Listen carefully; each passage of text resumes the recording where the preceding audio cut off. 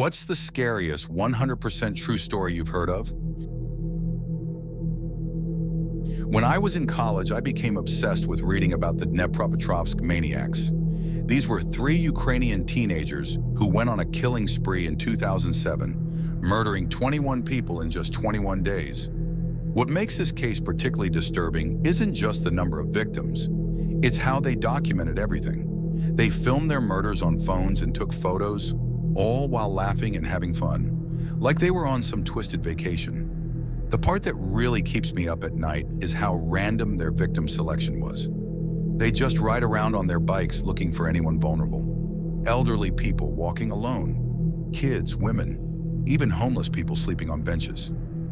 They'd beat them to death with hammers and other tools, sometimes coming back hours later to kill people who were still alive and suffering. One of their victims was a pregnant woman. They cut her open and killed her unborn child. The scariest thing? These weren't some mentally ill people or career criminals. They were just normal teenagers from middle-class families. One had a loving family and was a great student. They did this purely for entertainment. They wanted to get rich by selling their murder videos online. They even made a montage of their killings set to happy music, like it was some kind of vacation video. 2 of them are still alive in prison today. The third died in jail. When they were caught, they showed 0 remorse. In court, they laughed and made jokes while the victims' families cried.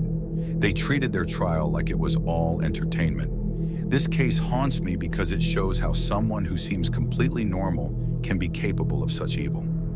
These weren't isolated loners or obvious psychopaths.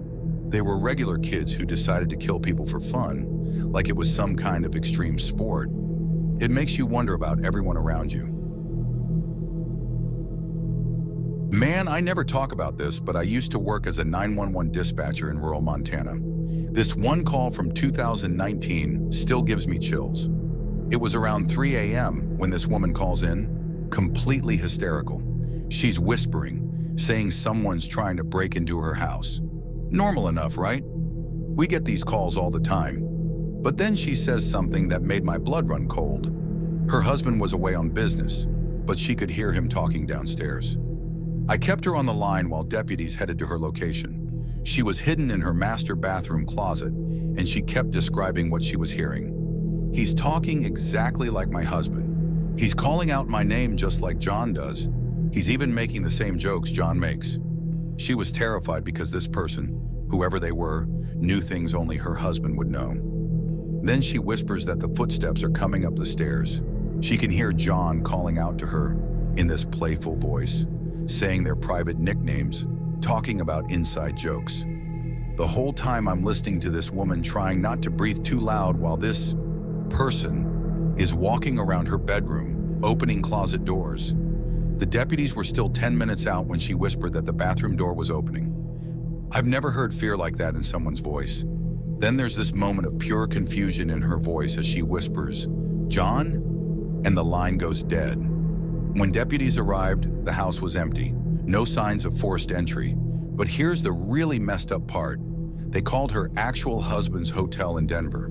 He'd never checked in. They found his car 3 days later at a rest stop 200 miles away. His body was in the trunk.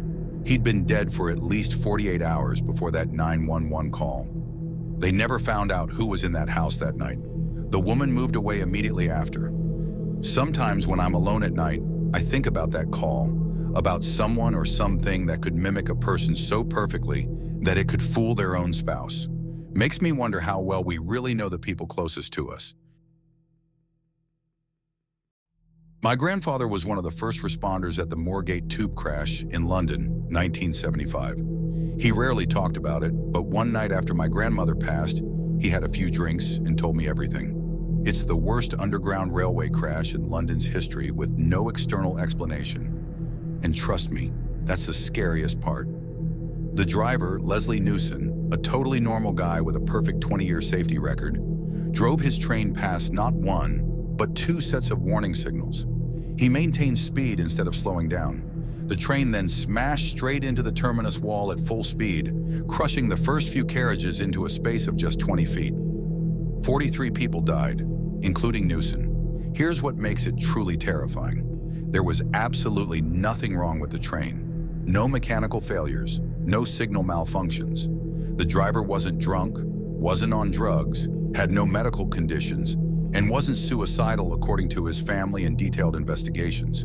He was actually in a great mood that morning, talking about his daughter's upcoming wedding. My grandfather said the rescue operation took days. They had to cut through the mangled carriages inch by inch. The space was so tight that rescuers had to crawl through gaps, barely bigger than their bodies. Some of them could touch both the floor and ceiling while crawling on their stomachs. They could hear trapped passengers crying for help, but couldn't reach them fast enough. They never found any explanation. No note, no motive, nothing. Just a completely normal, experienced driver who, for some unknown reason, didn't stop.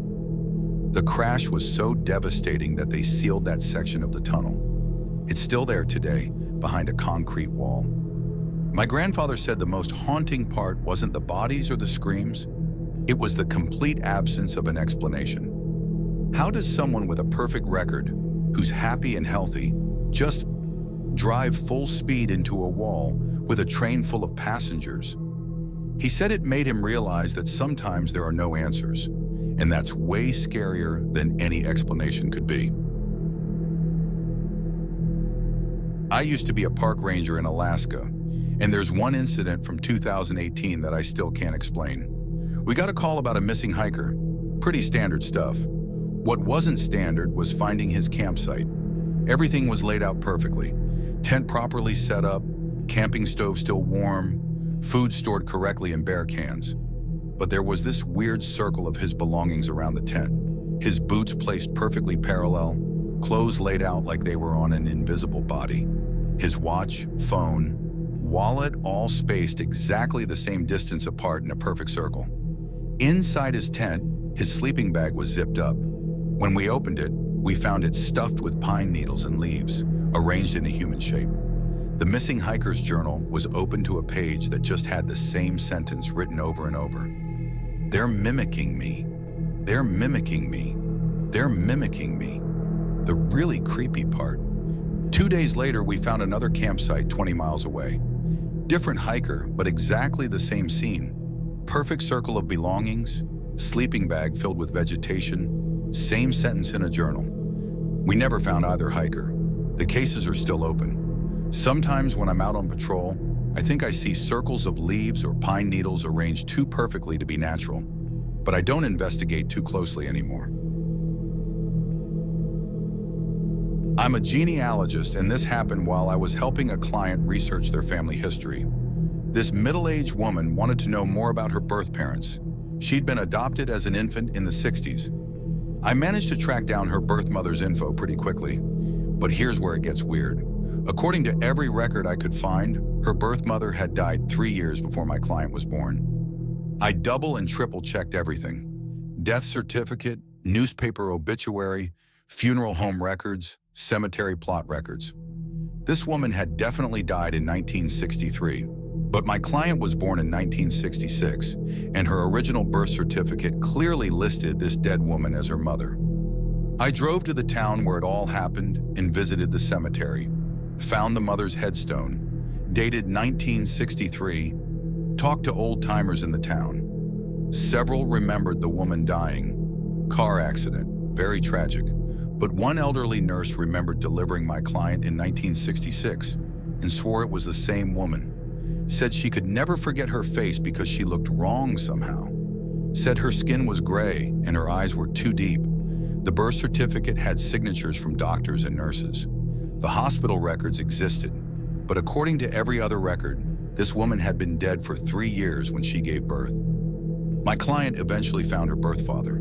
He refused to talk about the birth mother at all, just kept saying that wasn't her. Whatever was in that delivery room, that wasn't her.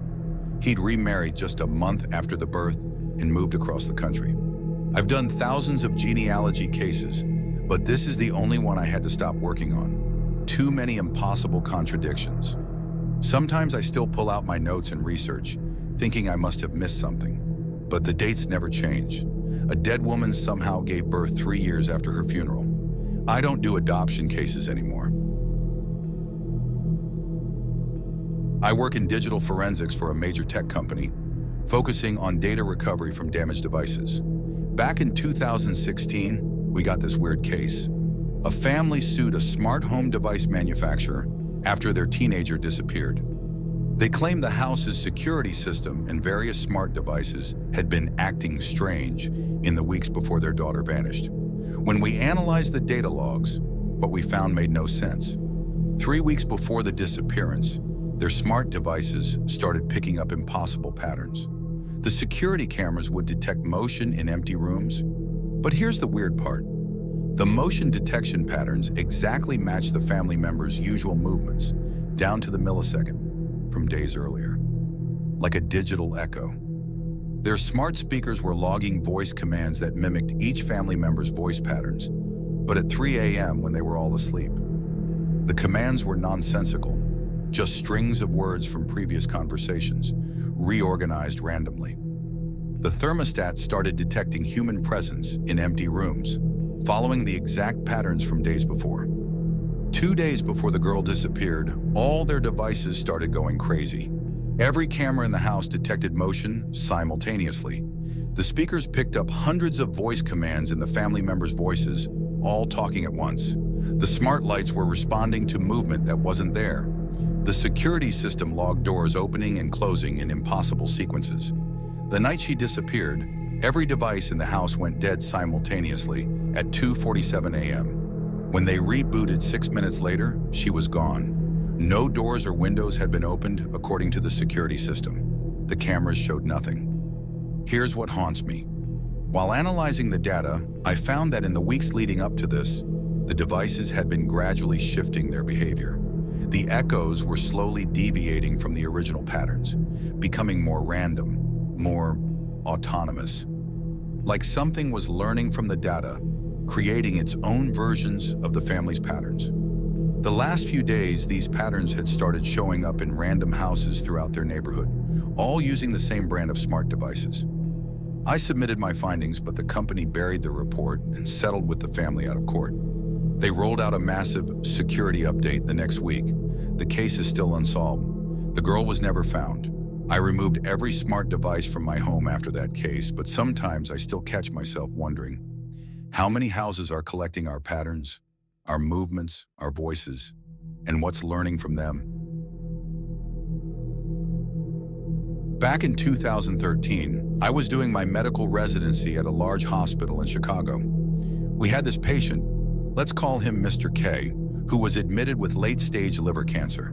Terminal case, nothing we could do except make him comfortable. What made this case memorable wasn't his condition. It was what started happening to everyone who spent time in his room. It began with his first roommate. After 24 hours sharing the room, this guy started having intense déjà vu. He claimed he was reliving the same conversations over and over, but with slight differences each time. We moved him to another room, wrote it off as stress. Then it happened to the second roommate. Same thing, overwhelming déjà vu, claiming he was experiencing the same moments repeatedly. Then the nurses started reporting it. Anyone who spent more than a few hours in that room would start experiencing time wrong. They'd remember conversations that hadn't happened yet. They'd answer questions before they were asked. One nurse quit after she claimed she lived through an entire week of shifts in a single hour. I didn't believe any of it until I had to cover a night shift in that unit. I spent about 6 hours regularly checking on Mr. K. By hour 4, I started experiencing it. I'd walk into his room knowing exactly what the monitors would show, what he would say, what movements he would make. But each time, tiny details would be different. It was like watching the same scene played out over and over, but slightly wrong each time. The really terrifying part started when people began remembering different versions of past events with Mr. K. Nurses would argue about conversations that supposedly happened, treatments that were supposedly given. Medical records started showing inconsistencies. Procedures would be logged, but supplies wouldn't be used. Medications would be recorded, but the pharmacy had no record of dispensing them. Then we started finding medical records for procedures that were scheduled in the future, except they were marked as completed with detailed notes. The dates kept jumping around. Staff would remember entire shifts that hadn't happened yet with perfect detail. Mr. K died on a Tuesday evening, except 3 different nurses remember him dying on 3 different days, each with vivid, detailed memories of his final moments. Our records show 4 different times and dates of death, all with complete documentation. The death certificate, well, the date on it keeps changing. I've checked it multiple times over the years. It's never the same date twice. The room was renovated after that, but nobody stays in it long. Patients asked to be moved within hours, all describing the same feeling. Like time isn't moving quite right. Like they're living through multiple versions of the same moment simultaneously. I transferred to a different hospital 6 months later, but I still keep the notes I took during that time. Sometimes the details in them are different than I remember writing. Sometimes there are entire pages I know I didn't write, but that's definitely my handwriting. Last time I checked, there were notes dated for next year. I don't tell this story often because it sounds crazy, but I know what I experienced. Sometimes I wonder if time in that room is still broken, still cycling through different versions of reality. And sometimes I wonder if it's spread beyond that room, if reality is still unraveling somewhere, one repeated moment at a time. I'm a cave diver and underwater photographer, and this happened during an expedition in Mexico's cenotes in 2015. We were documenting a newly discovered underwater cave system when we found something that shouldn't exist, and I mean that literally. It defied all laws of physics and biology. About 3 kilometers into the cave system, we found a large chamber with perfectly preserved human remains. Not unusual for cenotes, except these bodies were standing upright, as if frozen mid-stride. No signs of decomposition, no animal scavenging, just 7 people walking in a line. Their clothes and gear dated back to the 1970s based on our initial assessment. But here's where it gets impossible. They weren't floating. They were standing on the cave floor, 40 meters underwater, as if gravity was working sideways for them. We took extensive photos and videos, careful not to disturb anything. That's when we noticed the water around them was different. Our lights behaved strangely near the bodies, bending in ways that light shouldn't bend underwater. Small objects, bits of silt and debris, would float normally until they got within about a meter of the bodies. Then they'd suddenly fall sideways, following the same orientation as the bodies. The expedition leader decided to take a small sample from one of the bodies. The moment his knife touched the fabric of one person's jacket, all 7 bodies simultaneously turned their heads to look at him. Not in a floaty underwater way, they moved like they were on land, with no resistance from the water. He got out of there fast, but the video caught it all. When we reviewed the footage later that night, we noticed something we'd missed in person. In every photo and video, the bodies were in slightly different positions, even in shots taken seconds apart.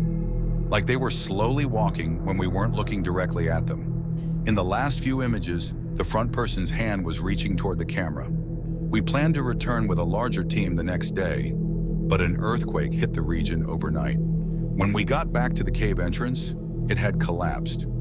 Subsequent sonar mapping showed that most of the cave system had been destroyed.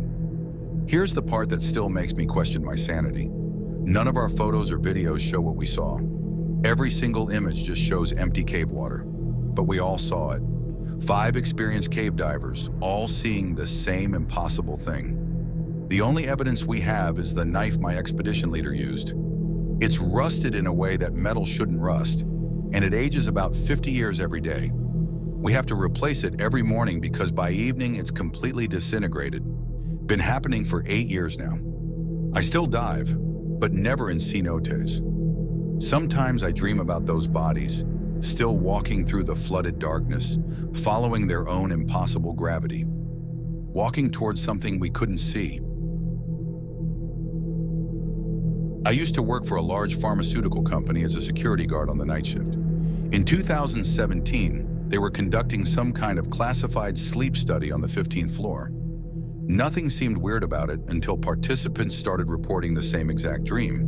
Not similar, exactly the same, down to the smallest detail. They all described walking through an endless white hallway with thousands of doors. Behind each door was a memory from their life, but slightly wrong. The changes were subtle at first. Different colored clothes, moved furniture, changed words and conversations. But as they went deeper into the dreams, the changes got bigger. People they knew had different faces. Events happened in impossible places. Their memories started contradicting each other. One night, a participant woke up screaming about door number 572. Said he saw himself standing in his childhood bedroom, watching himself sleep.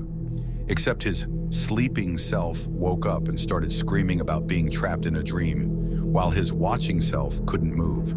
When he actually woke up in the lab, he had bruises around his throat as if someone had tried to strangle him. After that, every single participant started dreaming about door 572. They'd wake up with mysterious bruises, scratches, even broken bones.